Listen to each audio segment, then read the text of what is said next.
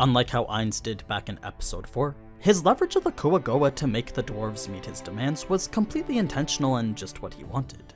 I mean, sure, there was some luck in the fact the dwarves were already so desperate, but Ainz was truly making masterful use of the situation he was given.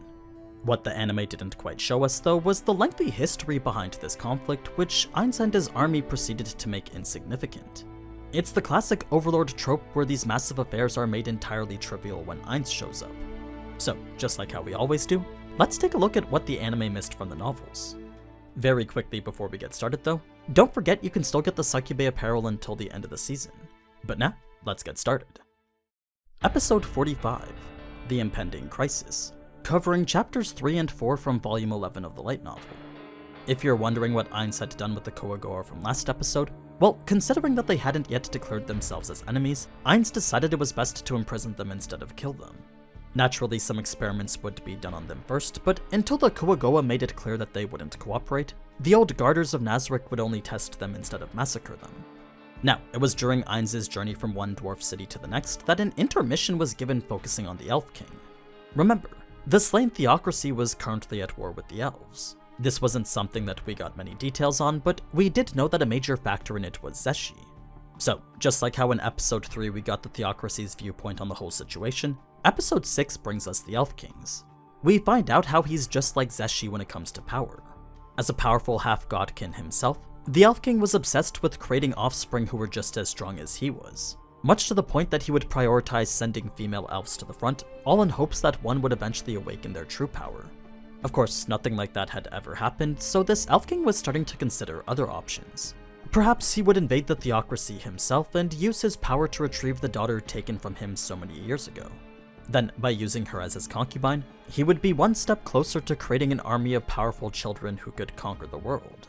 This was the future the Elf King was constantly trying to make for himself. Going back to the main story now, and it's prior to Ainz's arrival that we get a lot more details on the conflict itself. You see, the dwarves were dealing with an attack incomparable to anything they'd ever experienced before. Prior to this whole invasion, the most the Quagoa was known for was attacking in smaller units of 100. Trivial forces that were always easily repelled by a little bit of lightning magic. With that being their core racial weakness, all the dwarves usually needed was a bit of electric imbued equipment, as well as some casters capable of casting lightning magic. That would usually be enough to hold them off. But with so many Quagoa pushing the assault right now, there simply wasn't enough manpower to do that anymore. The only option left was to close these doors made of mithril and orichalcum, something that would only buy time until the stronger Quagoa arrived. So, before that would happen, the Supreme Commander would consider other options, the safest of which was to relocate to another city again. But with the Quagoa in the royal capital and the southern city already abandoned, that left only the western city. The thing about that though was that the western city was caught up in a fight between frost dragons, a chaotic battle which left the entire thing in ruins. So, unless the dwarves wanted to return to a place that was already rubble, their only options were to remain here in the eastern city or go back south and try Feorido again. Two less than ideal choices which would both end up in them having to seal the tunnels. If they blew up the area and blocked the doors, then at the very least they could buy time to evacuate to somewhere else. Luckily for them though, Ainz was able to make it just in time due to the magical beasts Aura had brought. You see, while normally this 60-mile mountain journey would have taken forever, Aura's magical beasts traversed it like it was a field. Not once did any of them lose a single bit of stamina. Then, in the short time that it did take, Ainz was able to receive reports on the Quagoa he'd captured, which, as it turns out, there wasn't much to them that made them worth keeping. Aside from their unique interaction with metal, Ainz didn't find them to be of much interest at all. What he was rather curious about though was the prospect of what would happen if he fed them the rarest metals. Like, how strong would they become if he fed them something like prismatic ore? Would they become super powerful beasts he could add to Nazarick's army, or instead cap out at around the same level as all the other clan leaders? That was the core question Ainz wanted to be answered about them. Of course, that didn't merit taking in all 80,000 of them, but Ainz did feel he could fit some of them within the Sorcerer Kingdom. I mean, a place for everyone was the goal that he was after. The only problem was that, considering how the Quagoa went fully blind in the sun, he wasn't sure where he would even put them. It was a problem he felt would be best solved by Cocytus. Now, once Ainz had arrived at the fortress, a lot of what was skipped was just comedic points highlighting the dwarves and Ainz's reactions to each other. the dwarves had questioned Gondo before believing he was who he said he was, then Ainz had a bit of trouble distinguishing any one dwarf from all the others. The way their faces and expressions looked so uncannily similar was a comical scene that really did make him want to laugh over it. In any case, it was during this whole encounter that Ainz would study how the dwarves were reacting to him. He did find it a bit rude that they weren't providing any sort of hospitality, but their interactions with Gondo while figuring out who he was did give Ainz the opportunity to observe them. He was able to take mental notes on what these dwarven people were like, specifically their apparent passion for alcohol. When they finally got to the point where they would get their commander, the victorious chuckle which Ainz forgot to suppress had once again raised the caution of the dwarves, this time spurring Ainz to think he'd made a terrible mistake. If he was to consider this like a cold call business meeting, then laughing in the face of a client was one of the worst things that you could do. It was a silly mistake Ainz knew he'd have to watch out for in the future. So, after he'd scolded himself for being so foolish, Ainz then changed his appearance to make himself more kingly. First, he would take out his imitation staff of Ainz Ulgon, then have it replicate the aura that the original staff would make.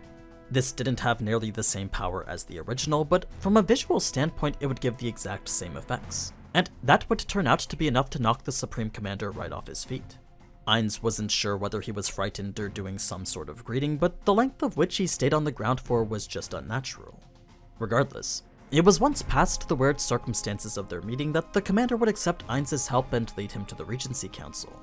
Before we get to that though, there was a whole section on the Quagoa's history that the anime didn't really tell us. They explained the 8 clans which existed before, along with the heroes and rivals from which they descended from. It was a time in which all the clans would fight amongst themselves to make their own stronger. But just like I said before, when you consider the Quagoa and the grand scale of monsters everywhere, it was easier to count their rank from the bottom than it was the top. In reality, they were nothing more than an inferior set of monsters used as food for those stronger than them.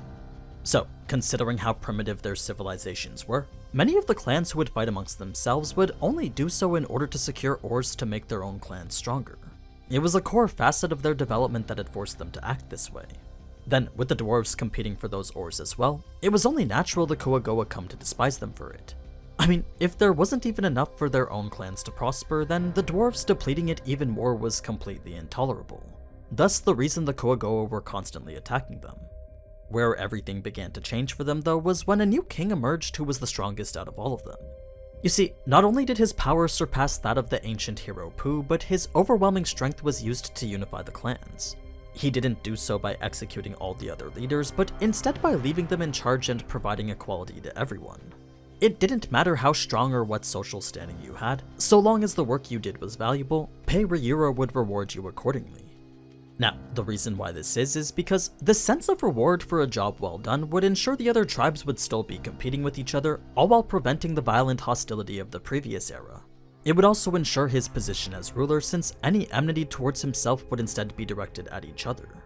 Then, by using the dwarves' own knowledge to improve their infrastructure, this new leader was able to advance their civilization in a way that no one had ever done before.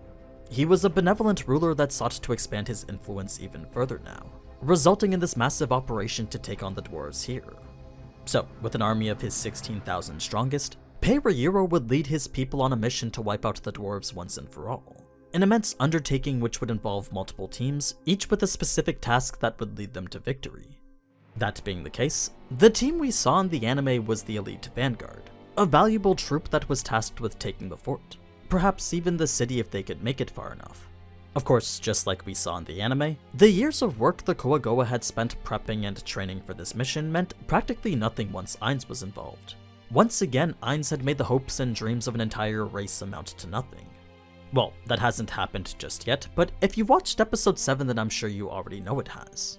Before I get too ahead of myself though, there was quite a bit to be said about Ainz's time in the city first. Like, while waiting for his meeting with the council, Gondo and Ainz had become well acquainted with each other. Both were acting rather buddy-buddy, but one was much less into it than the other. As it turns out, the only reason why Ainz listened to Gondo's endless talks at all wasn't because he wanted to make him feel better, but instead because of the useful information that could be gained from it. Sure, Ainz did feel Gondo was kind of a kindred spirit, but he definitely didn't see him as more than just a useful subordinate. Now, a key thing to note about Ainz's visit is that the whole thing was intended to be a public spectacle. You see, as an undead walking throughout the city, Ainz wanted his presence to be known. He wanted everyone to know that he had come here.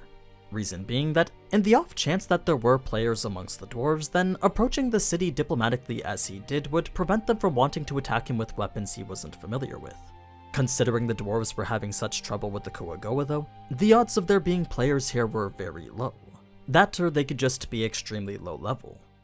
What made Ainz rethink that hypothesis quickly after though was the sudden disappearance of his Death Knights. The fact that those two summons were defeated immediately opened up a whole new world of possibilities. It likely wasn't a strong player, but at the very least he was dealing with someone over the level of 40. Perhaps a strong New Worlder that possessed incredible ability. It was once Ainz had come to that conclusion that he quickly began to rethink his plans for the Quagoa. You see, ideally Ainz would have liked to continue to use them. If this war continued to drag on longer, then the dwarves would have no choice but to rely more and more on Ainz, eventually leading them to the only place they could go for safety, under control of the Sorcerer Kingdom. So, what Ainz would have liked to do was control the Quagoa from the shadows, then use their imminent threat to force the dwarves into a corner that they couldn't escape from. It was as soon as those Death Knights were defeated though that Ainz knew this plan wasn't something that he could follow through with anymore. If there was even the slightest possibility that the Quagoa could produce monsters at a level above the Death Knights, then that was a risk Ainz wasn't willing to take. There was no telling how strong they'd become in the future. And that was the leading factor behind Ainz wanting to subjugate them sooner rather than later. Moving on to his meeting with the council, and the key takeaway from this was the Dwarf Kingdom's perfect fit as a trading partner. You see, as of now, the Sorcerer Kingdom didn't have anything special they could sell to other countries. Whether it was food or supplies, most if not all could be found everywhere else. When it came to dealing with the dwarves though, because their society was limited to what was found and grown in these caves, any food would be seen as an acceptable trade good. The only reason they hadn't leveraged these trades with anyone else before was mainly due to the lack of usable trade routes. It was simply too risky to send dwarves over the mountains for such marginal returns. That being the case, in an attempt to make the deal even better, Ainz offered to establish roads and proper trade routes. He would even provide his undead as a locomotive force that could double as protection, making this an offer far too good for the council not to be skeptical of. But when Ainz went on to describe his undead as more of a commodity, that's when the council started to become really interested. Not only could they use the undead to increase their mining yields, but the Supreme Commander had even gone to suggest hiring them for defense. Of course, the rest of the council had trouble placing their safety in the hands of another country, but the Supreme Commander and his diminished army of only 100 was well aware that the help was necessary. After having relied solely on the chasm and the two doors to defend their country, there was this false feeling of protection that the dwarves had come to live with.